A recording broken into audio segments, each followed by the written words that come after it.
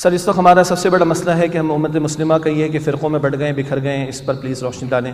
آپ نے کہا کہ اپنے نبی صلی اللہ علیہ وسلم کی نسبت کو ٹھیس نہ پہنچائیں، تو اس وقت خصوصاً بچیوں کو پردے کی اہمیت، لڑکوں کو نگاہوں کی حفاظت کا بھی پلیز بتا دیں، اور یہ ضرور کلیئر کر دیں کہ پردے میں رہ کر ہم اس دنیا سے لڑ کر اپنی بات منوا سکتے ہیں۔ حضرت اماں عائشہ نے بھی جنگ جمل میں اماں عائشہ کو بیچ میں نہ لے کر آیا، کیونکہ اگر میں اختتامی بات کروں گا تو پھر آپ پریشان ہو جائیں گے۔ تاریخ بھی ہاف کوٹ کی جاتی ہے، یہ تو بتا دیں کہ اماں عائشہ جنگ جمل میں اونٹ پر سوار ہو کر نکلی تھی، اس کا اینڈ بتاتے کوئی؟ اینڈ پر کیا ہوا تھا پتہ ہے؟ میں بتاتا ہوں آپ کو۔ اماں عائشہ نے کہا سیدنا علی کو، بیٹا ہم سے غلطی ہو گئی، ہمیں گھر سے نہیں نکلنا چاہیے تھا۔ اور سیدنا علی نے کیا فرمایا؟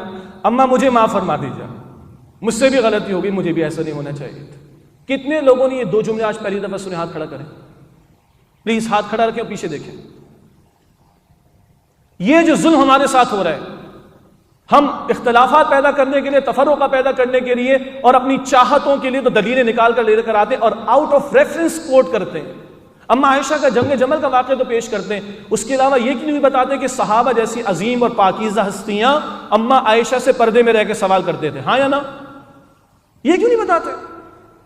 اور جنگ جمل کے سوا بتائیے، حج عمرے کے علاوہ بتائیے کہ اماں عائشہ باہر نکلتی ہوں، بتا دیجئے کوئی، اور یہ اینڈ بھی کوئی نہیں بتاتا ہے۔ تو کوٹنگ اماں Aisha for this can not be a دلیل، this can not be a دلیل۔ بہرحال میں کو ایجوکیشن پہ ڈیبیٹ نہیں کر رہا، وہ پھر کسی اور موقع پر بات کریں گے۔ یہ بھی بات کرنے کی ضرورت ہے کہ لڑکیوں کو کون سے پروفیشن میں جانا چاہیے۔ دنیا میں کوئی دنیا چھوڑیں، پاکستان میں کوئی ادارہ بتائیے جو ماں بننا سکھاتا ہو، جو اصل کام ایک عورت کا، بیوی بننا سکھاتا ہو، جو اصل کام ایک عورت کا۔ چیک کیجئے گا، مجھے کوئی ادارہ اگر آپ بتا دیں گے تو مجھے سہولت ہو جائے گی کہ میں بھی اپنی بیٹیوں کو وہاں سے تعلیم دلوا سکوں کہ ماں کیسے بنایا جاتا ہے، کسی بچی کو ماں بننے کی تربیت کیسے دی جاتی ہے۔ نیپولین کہتا ہے تو اچھا لگتا ہے، مولوی صاحب کہتے ہیں تو برا لگتا ہے۔ نیپولین کیا کہتا ہے؟ تو مجھے بہترین مائیں دو، میں تمہیں بہترین قوم دینے کو تیار ہوں۔ یونائٹڈ اسٹیٹس کی اسٹڈی ہے، عورت کو باہر لا کے کھڑا کیا، شانہ بشانہ کھڑا کیا گیا، کیا کنٹریبیوٹ ہوا اکانومی میں؟ 5% اکانومی میں کنٹریبیوٹ ہوا۔ At what cost? 70% human capital جو ماؤں کی گود سے آتا ہے نہیں ہے بیچاروں کے پاس، اسی لیے وہ ویزے کھول کے دنیا کو بلاتے اپنے پاس۔ یس اور نو؟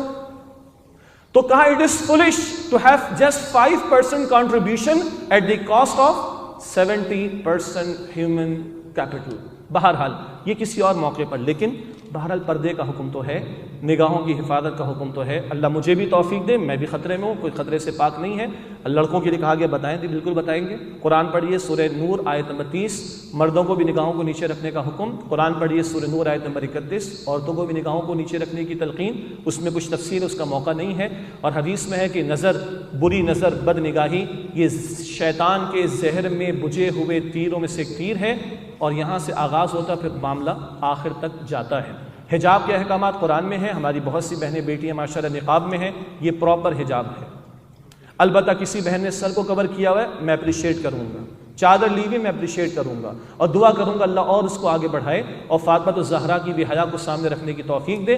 اب فاطمہ الزہرا نے فرمایا کہ میرا جنازہ بھی اٹھانا تو رات کی تاریکی میں اٹھانا، اور جب حیا فاطمہ الزہرا کی ہو تو پھر گود میں حسن اور حسین پیدا ہوتے ہیں رضی اللہ تعالی عنہما، اور اللہ اس امت کے جوانوں کو سیدنا عثمان کی حیا بھی عطا فرمائے۔ اور رسول اللہ کی حیا کیسی تھی؟ صحابہ کرام فرماتے ہیں کہ رسول اللہ علیہ السلام ایک قواری پردہ کرنے والی لڑکی سے بھی زیادہ حیا کرنے والے تھے۔ اور میں سلام کرتا ہوں فرانس کی مسلمان عورتوں کو، آپ کو پتہ ہے نا نقاب پر پابندی کہاں لگی ہوئی ہے؟ فرانس میں، یو ایس اے میں نہیں لگی ابھی، فرانس میں پابندی لگی ہوئی ہے۔ اور آپ کو یاد ہوگا کہ فرانس کی ایک مسلم آرگنائزیشن نے ایک فنڈ، بزنس کمیونٹی نے فنڈ کریٹ کیا کہ جس عورت پر نقاب کرنے کی وجہ سے کوئی جرمانہ لگے گا، اس فنڈ سے ہم اس کی پیمنٹ کریں گے۔ لیکن تھینکس ٹو اللہ سبحانہ و تعالیٰ، واٹس ایپ پر آپ نے وہ تصویر پڑھ لی ہوگی جو آپ ماسک لگاتے ہیں، وہ پکچر دیکھی کسی نے واٹس ایپ کے اوپر؟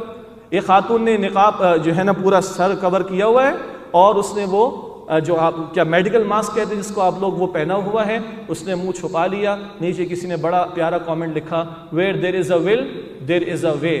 نقاب پر پابندی ہے، میڈیکل ماسک پر پابندی نہیں ہے۔ هي الحلقات تحفظني بآيات من القرآن، هي الحلقات تملأني بحب المصطفى العدنان، هي الحلقات تحفظني.